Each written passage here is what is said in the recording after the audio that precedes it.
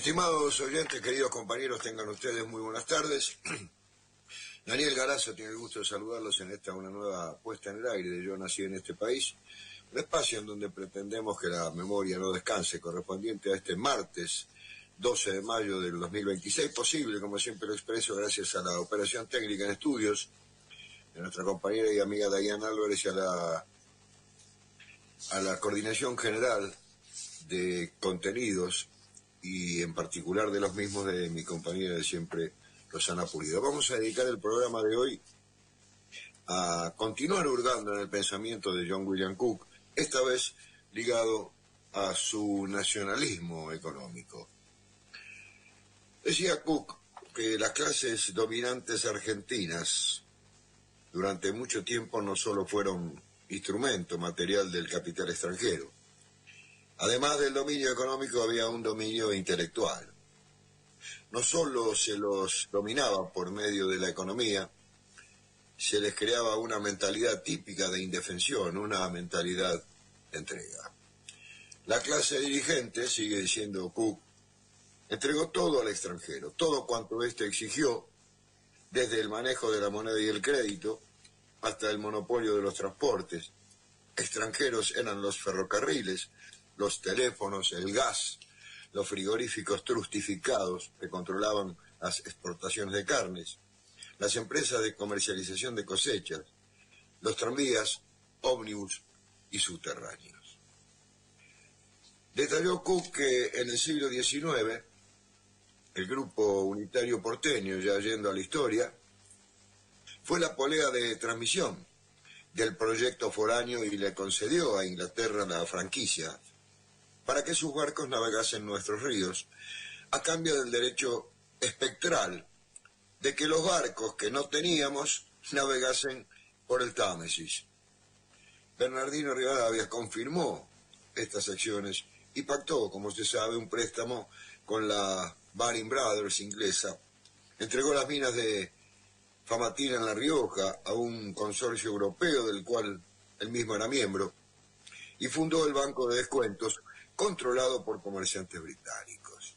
Esta corriente política impidió el desarrollo de las artesanías del interior del país, arruinando a las provincias mediterráneas. La economía aperturista frenó el desenvolvimiento industrial y desató los sangrientos enfrentamientos entre los representantes de las provincias y el gobierno de Buenos Aires.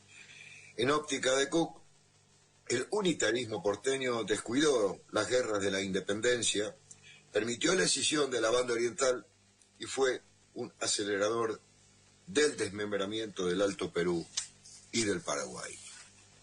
La contracara del programa unitario lo encarnaron los caudillos federales. Cook caracterizó de forma positiva a Juan Manuel de Rosas, quien forjó un pacto político entre Buenos Aires y el interior tendiente a detener al colonialismo europeo. La ley de aduanas del año 1835 protegía la industria artesanal existente en las provincias y sentó las bases para la organización de la nación sobre principios federales.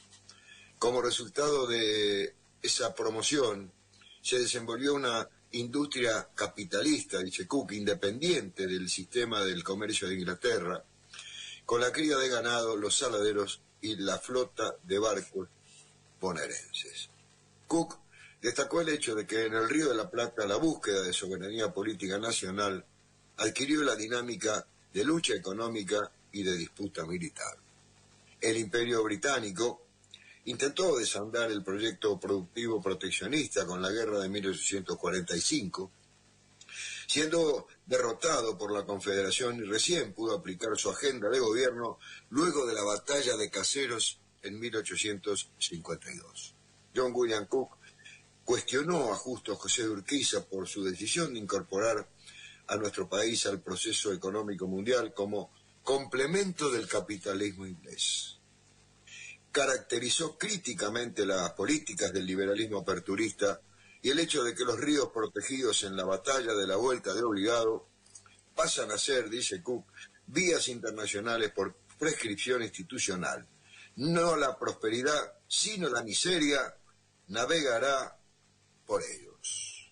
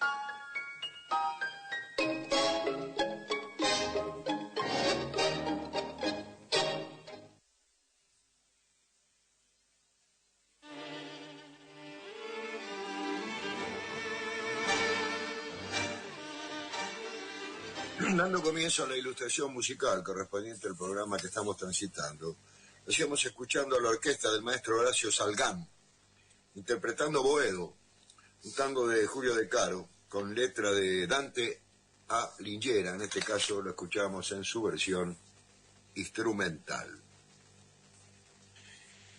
Cook consideró que el programa de desarrollo nacional autónomo, desarticulado por las oligarquías y por los ingleses, fue retomado recién por Hipólito Yrigoyen, quien había tenido entre sus méritos el de cumplir su promesa de no enajenar ninguna parte de la riqueza pública ni ceder el dominio del Estado sobre ella. En particular, Cook le reconoce al dirigente de la Unión Cívica Radical el apoyo que le otorgó a YPF y las tentativas fracasadas de fundar el Banco Agrícola y el Banco del Estado. Puntualizó Cook que dentro de su política económica nacionalista hay fallas fundamentales, tal como la de haber desamparado a la industria, que creció durante la guerra, indefensa luego ante la competencia extranjera, la cual fue consecuencia de la mentalidad agrarista de la que no se evadió ni el radicalismo ni su jefe. Luego de ser derrotados Juan Manuel de Rosas e Hipólito Yrigoyen, se impuso un orden económico e ideológico neocolonial y, en palabras de Cook, el imperialismo es tanto un hecho técnico-económico como cultural.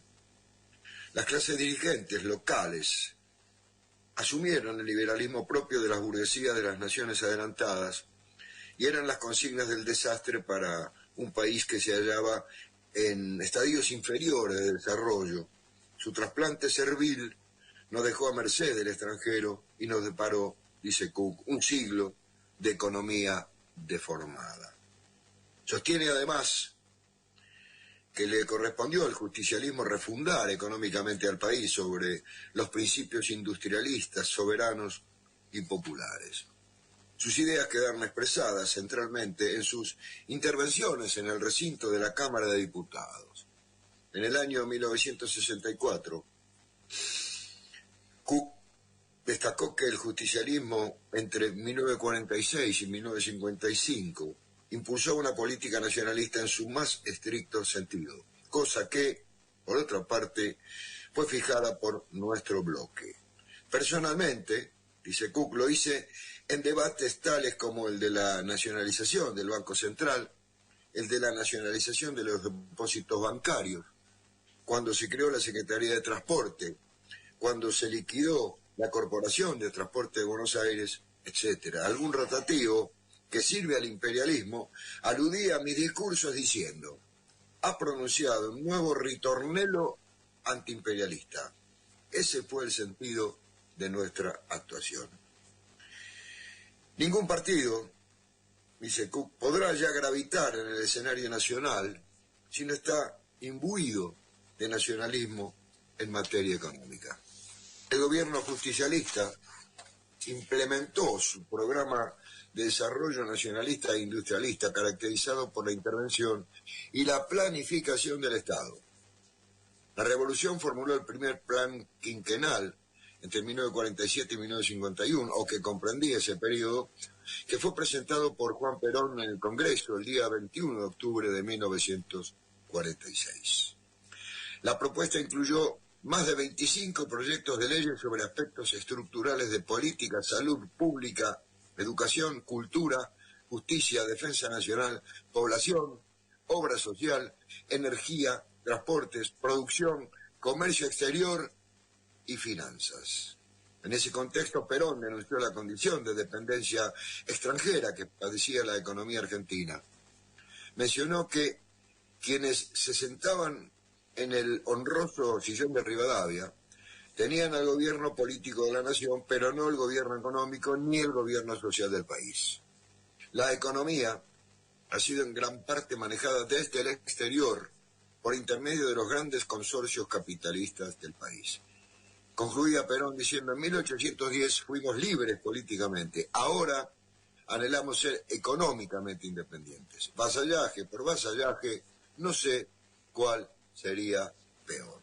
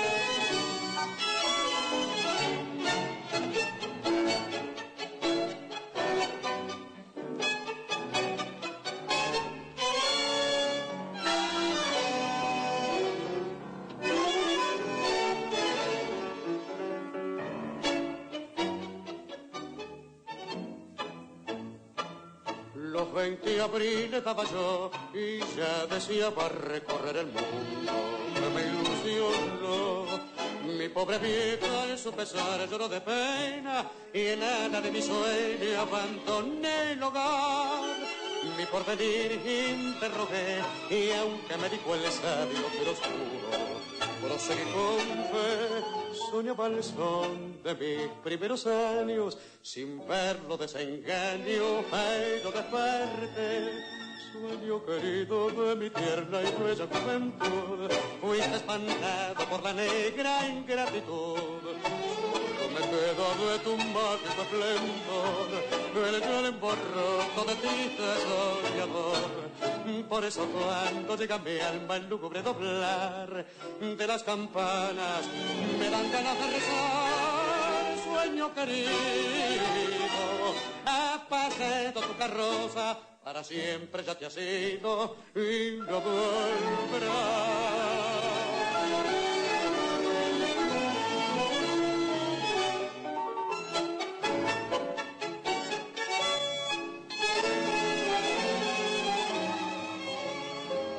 Toda ilusión tal solo fue que se fugó con la primera estrella del amanecer.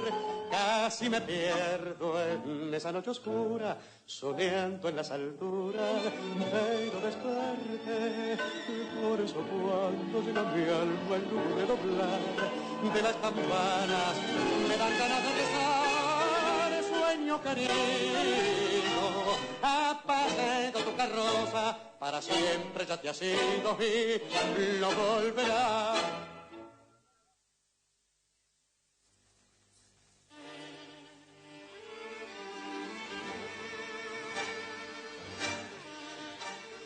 Escuchábamos a la orquesta del maestro Horacio Salgán, en este caso con la voz de su cantante Horacio Deval, interpretando Sueño Querido, un tango de Ángel Mafia y Mario Battistella. Sobre la institución argentina reguladora de la política monetaria, Perón expresó: ¿qué era el Banco Central? Un organismo al servicio absoluto de los intereses de la banca particular internacional. Manejaba y controlaba los cambios y el crédito bancario y decidía la política monetaria de la nación, con total indiferencia respecto de la política económica que la nación debía desarrollar para la promoción de su riqueza. El presidente caracterizó a los bancos privados como parte de la estructura de la dependencia, ya que eran controlados por monopolios que manipulaban el ahorro del país, desconociendo los intereses de la producción y el trabajo argentino. Cuestionó el hecho de que el comercio interior y exterior fuese controlado por grandes grupos económicos.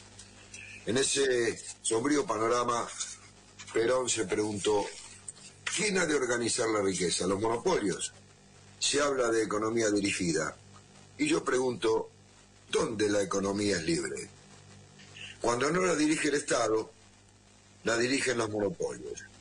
Sobre la base de este diagnóstico y teniendo en cuenta los informes y lineamientos técnicos elaborados por el Consejo Nacional de Posguerra, el justicialismo nacionalizó el Banco Central, los depósitos bancarios, el comercio exterior a través del IAPI, Instituto Argentino de Promoción del Intercambio, los servicios públicos y buena parte de los recursos naturales.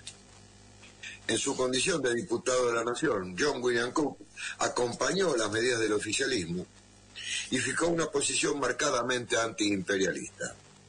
En el recinto, efectuó una defensa del primer plan quinquenal y de la planificación estatal de la economía.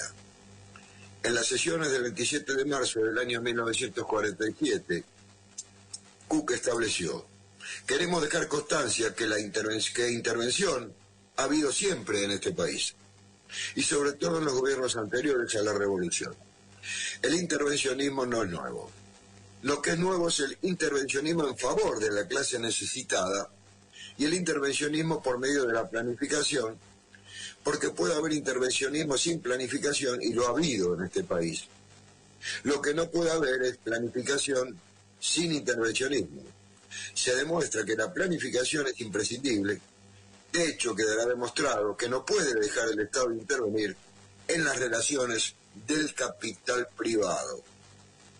Cook compartía las opiniones de Perón y apoyó la planificación económica que implementó el capitalismo y fundamentó su posición doctrinaria en la existencia del factor imperialista mundial. El diputado remarcó el hecho de que los países centrales y las grandes empresas multinacionales estaban luchando permanentemente entre ellas con la finalidad de apropiarse de la riqueza de sus competidores. Mencionó en el recinto el día 27 de marzo de 1947 que desde el punto de vista económico no existe la paz. Las economías guerrean entre sí.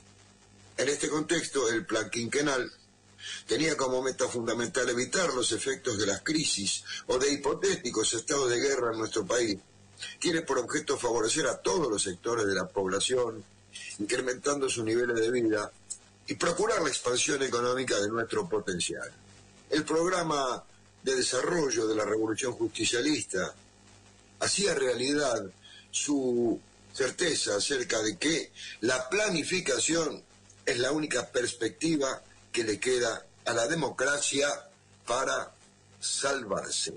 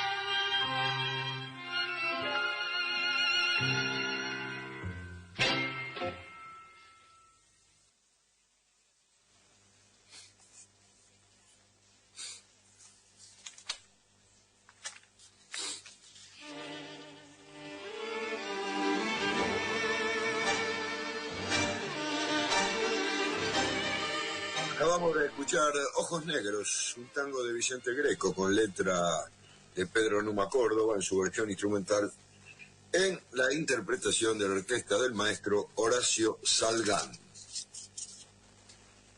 Cook propugnó la intervención activa del gobierno en la economía y propuso regular las aduanas, reorganizar impuestos y nacionalizar recursos naturales y servicios públicos. Con esa meta, el Estado tenía que adoptar una renovada y protagónica capacidad de decisión sin por eso reproducir el modelo comunista. En sus palabras, hay que hacer una planificación, el verdadero concepto, decía Cook, y sentido en que pueda hacerse una planificación en la República Argentina. Es decir, hay que hacer lo que Karl Mannheim llamó una planificación para la libertad, y no una planificación para la servidumbre, no una planificación totalitaria, sino una planificación congruente con nuestro sistema constitucional, que al mismo tiempo que asegure las elementales garantías individuales, no permita que esas mismas garantías se vean perturbadas por el desarrollo desmesurado del poder financiero. Somos un país de economía semicolonial, seguía diciendo Cook, dirigida desde el extranjero y campo propicio para el juego de todos los monopolios. En el año 1946, Cook elevó a la Cámara de Diputados un proyecto de ley de represión de los actos de monopolio. Allí destacó que somos un país que no tiene economía propia y ese lugar era ocupado por los capitales extranjeros que controlaban los principales resortes financieros, bancarios y los servicios públicos. Interpretó que el proceso de concentración económica planetario había sido analizado inicialmente por Marx y luego por Lenin, quien percibió cabalmente el proceso. En palabras de Cook, el político ruso dice que en el momento en que el monopolio y las concentraciones de tipo monopolista sustituyen el libre cambio, el capitalismo se transforma en imperialismo. Recupero citas del marxista austríaco Rudolf Hilferding, quien, en la opinión del diputado justicialista, demuestra la influencia del capital financiero que desplazó al entonces capital industrial para tomar el comando de la dirección de la economía y del comercio. Por otra parte, Cook mencionó que Lenin corrigió aspectos de la teoría de Hilferding y detalló el hecho de que el sector financiero y los grandes consorcios industriales se fusionaron. Los monopolios atravesaron las etapas de cártel, pool y trust e integraron la economía de manera vertical, horizontal y total. El monopolio ejercía prácticas desleales en la economía, aumentaba los precios internos, bajaba salarios y no renueva nunca sus equipos técnicos, conduciendo al país a un atraso tecnológico y productivo. Su inmenso poder ponía en riesgo la sustentabilidad económica y la soberanía del mismo Estado.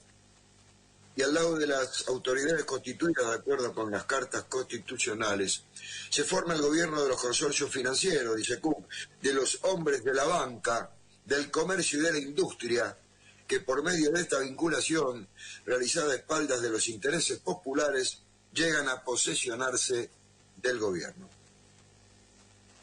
En los fundamentos del proyecto de ley, Cook sostuvo que el norteamericano Roosevelt y el francés Charles de Gaulle ya habían cuestionado prácticamente al trust, al que consideran como un factor contrario al desarrollo nacional de sus propios países.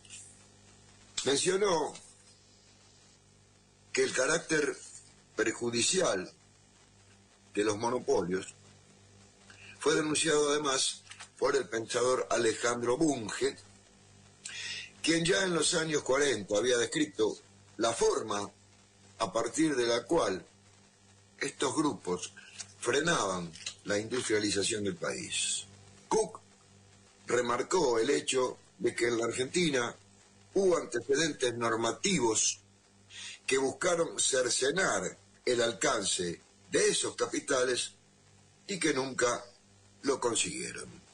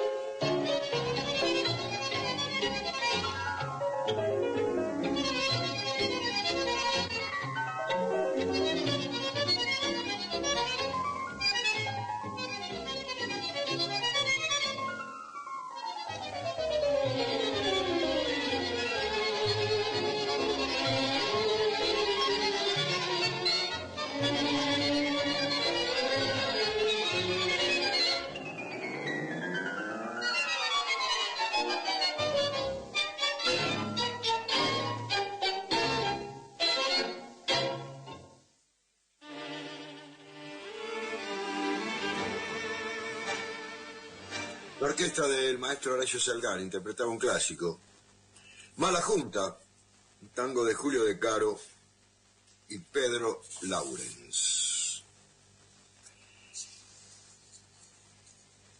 El ex ministro Güello, decía Cook allá por 1964, aludiendo al ministro de Hacienda de la década infame,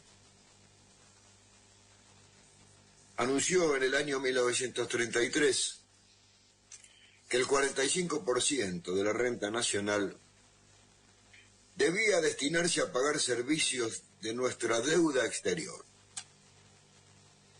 Se había seguido la vieja política de ahorrar sobre el hambre y la miseria del pueblo argentino para que nuestro crédito en el exterior no se viese afectado, no se resintiese, que no se recibiese, que no se resintiese, para decirlo claramente, nuestro prestigio, como se decía en el idioma de la época. Ese es un concepto equivocado, dice Cook, porque no hay absolutamente nada que pueda confirmar que para satisfacer ningún tipo de obligación deba ahorrarse sobre el hambre y la sed del pueblo. Por supuesto, esta consigna era hecha circular por el propio imperialismo. Nosotros no contrajimos deuda externa, dice Cook, y ahora, aludiendo a 1964, hay más de 3.000 millones de deuda externa.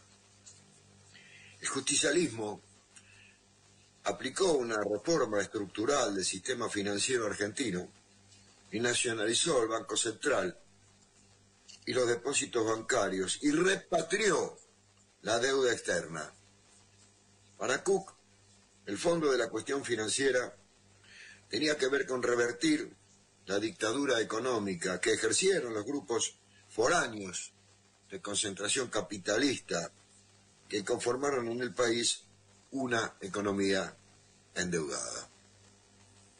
El diputado justicialista repasó algunas medidas del gobierno nacional tendiente a recuperar soberanía bancaria.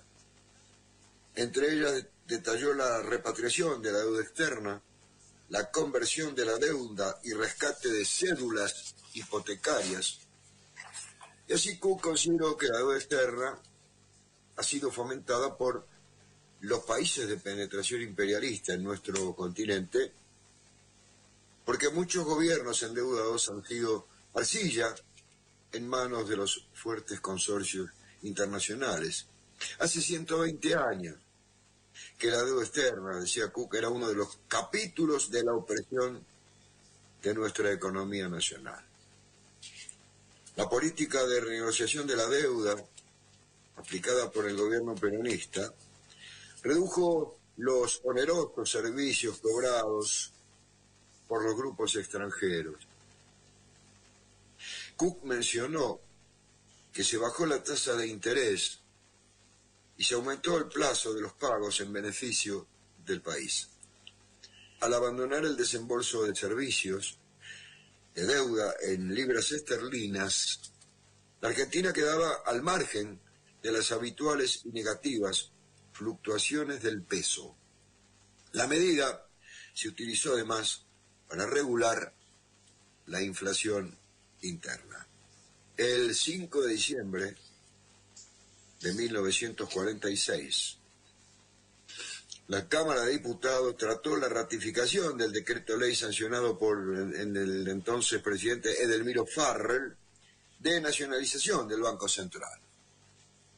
El organismo nació en el año 1935, aplicando una iniciativa de Otto Niemeyer, vicepresidente del Banco de Inglaterra, y era una institución mixta con participación del Estado y de bancos privados nacionales y extranjeros.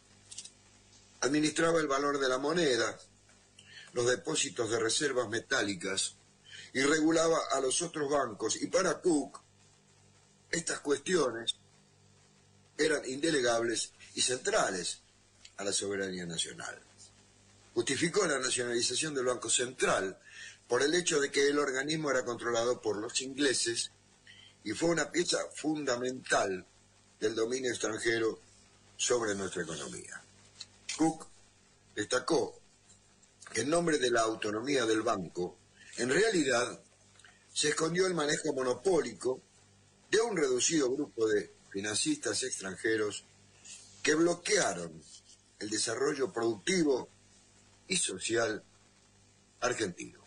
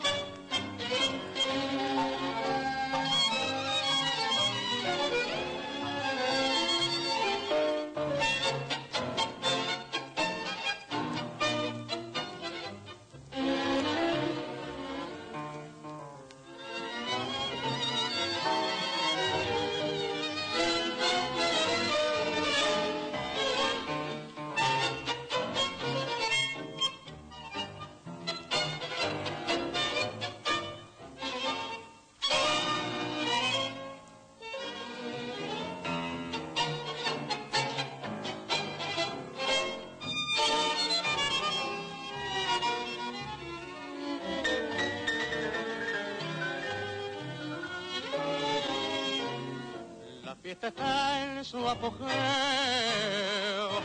la eterna paz se quebranta, las mascaritas sus voces levantan, el dios Momo canta, ríe el dios Orfeo. La fiesta está en su apogeo, todas son bromas y chistes, la colombina tan solo está triste, de luto se viste, no quiere cantar. La colombina está triste y da pena, pobrecita nena, tan linda, tan buena. La que antes fue reina de la alegría, sus gracias lucía y siempre reía. No quiere cantar, no quiere reír, tan grande es la pena que la hace sufrir, que en vez de cantar, que en vez de reír, le pide al Supremo la dejen morir. Es que Pierrot la ha engañado, se fue con su mandolina, siguiendo el paso de otras colombinas, de líneas más finas de pelo ondulado.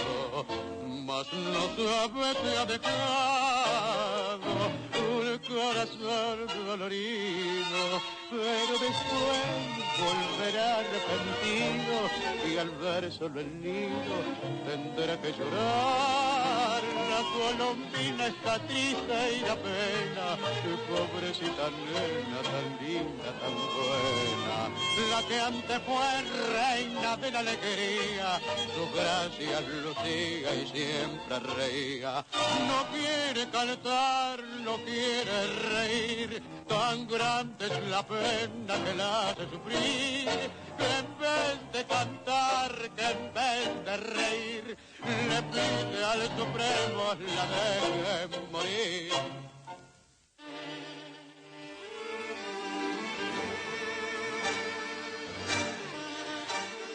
Escuchamos Pobre Colombina, un tango de Virgilio Carmona y Emilio Falero, en la interpretación de la orquesta de Horacio Salgán, con la voz de Horacio Deval. El dirigente justicialista, Sir John William Cook, reivindicó la decisión del peronismo de nacionalizar los depósitos bancarios, ya que esa medida permitió que el ahorro argentino se destinase a inversiones productivas y sociales dentro del país. Con esa acción, el Estado dispuso de una masa de ingresos fundamental para implementar el programa industrial y aplicar la política de crédito barato. Dice Cook, allí radica el mayor mérito de nuestra revolución. Estamos de acuerdo con todas las realizaciones de la revolución en cuanto a liberación económica. Recién ahora existe una mentalidad, recién ahora se dicen estas cosas en el Parlamento argentino. Ese dominio conceptual se concentraba en una serie de principios que se repitieron desde muchas tribunas del país. El respeto al capital extranjero, a los medios de transporte manejados por consorcios foráneos, donde ese capital en primer lugar se asentaba, la incapacidad del Estado administrador y la del nativo para administrar. Vaya, si esto no es un signo del presente, ¿no? Ya citado por Cook, allá por la década del 40. Lo digo para algunos desmemoriados que se dicen peronistas, ¿no? Muchos, millones diría yo. En el año 1936, y como parte de los acuerdos derivados de las negociaciones entre Julio Roca Hijo y el inglés Walter Runciman, en 1933, se sancionó la ley 12.311 de coordinación de transportes de la ciudad de Buenos Aires. La norma creó una comisión especial y una corporación de transportes, y en ambas tuvieron participación los transportistas británicos, y esto agrego yo, con mayor influencia de las compañías tranviarias, las más importantes de ellas, de capitales británicos, como la Compañía Anglo-Argentina de Tranvías. Con la norma, los representantes ingleses protegieron al ferrocarril de su propiedad e impidieron el crecimiento del parque automotor norteamericano. En 1948 se trató la liquidación de la Corporación de Transportes, a la cual Cook caracterizara como típica de mentalidad colonial y de espíritu imperialista. Cook subrayó que nuestro sistema de comunicación había sido deformado por las empresas inglesas, y el resultado fue quebrar las fuerzas productivas del país y crear la corrupción política y administrativa. Cook remarcó el hecho de que la ley nació como parte de la disputa imperialista entre Inglaterra y los Estados Unidos, y esto se expresó en la dinámica del carbón contra el petróleo, el riel, o sea, ferrocarril, tranvía, subterráneo, contra el vehículo automotor.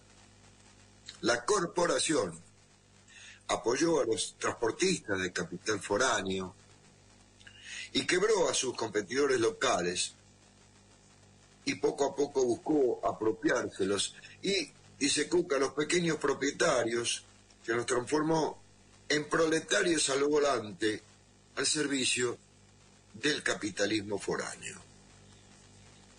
Con la revolución justicialista, la gestión de las empresas extranjeras fue reemplazada por la prestación directa de los servicios por parte del Estado, y según Cook, esa decisión se correspondía con el programa de gobierno de todos los partidos mayoritarios de este país, y ha sido desde el primer momento bandera de nuestra revolución en materia económica. Uno por compra directa, otro por expropiación, este por liquidación. Todos los servicios públicos irán siendo renovados.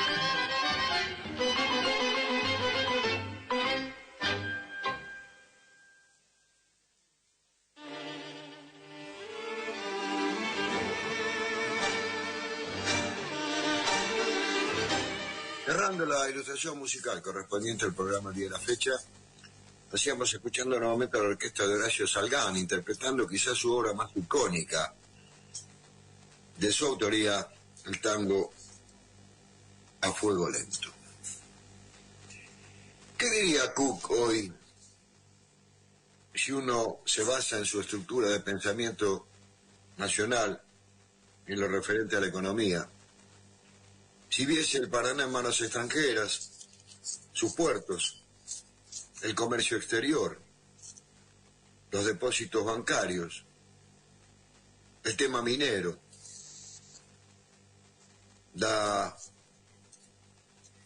el comercio exterior, decía, con la explotación agrícola actual.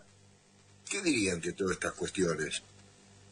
Digo que es para pensarlo y que es allí donde no pierde esencia este pensamiento esencial. En tanto, más allá del tiempo transcurrido desde 1946 a la fecha, no nos permite decir que la estructura preperonista no haya vuelto. Está presente. Por eso se precisa el pensamiento de Cook. Por eso hay que recurrir a el mejor, el más grande de los pensadores del peronismo, olvidado por un peronismo pragmático, peronismo que cree en lo posible, que no cree en la utopía, que no tiene mística, y por eso está como está. Honestidad intelectual mediante, quiero decir que para producir el presente informe nos hemos basado en el trabajo de Aritz Recalde, titulado John William Cook y el nacionalismo económico. Con esto nos vamos a ir despidiendo, si Dios quiere, hasta el próximo martes, cuando pongamos en el aire un nuevo capítulo de Yo nací en este país, un espacio en donde pretendemos que la memoria no descanse. Patria o muerte, venceremos más que nunca, es la consigna. Gracias por su atención. Será hasta el próximo martes, a pasarla lo mejor posible. Chao.